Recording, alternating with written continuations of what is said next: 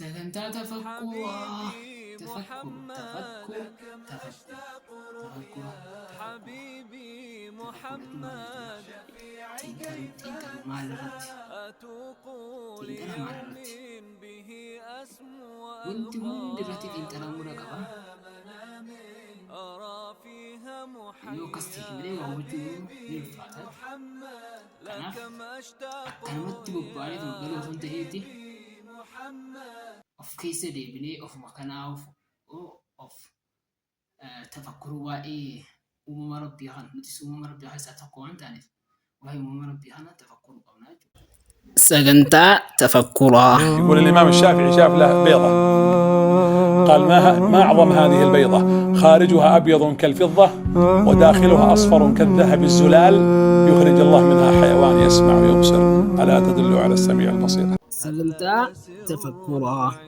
السلام عليكم ورحمة الله وبركاته.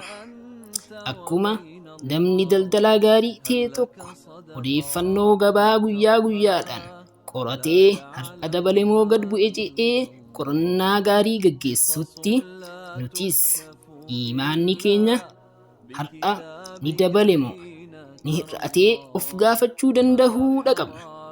Mee har'a imaanni kiyya akkam jira jedhee eenyutu of gaafataa?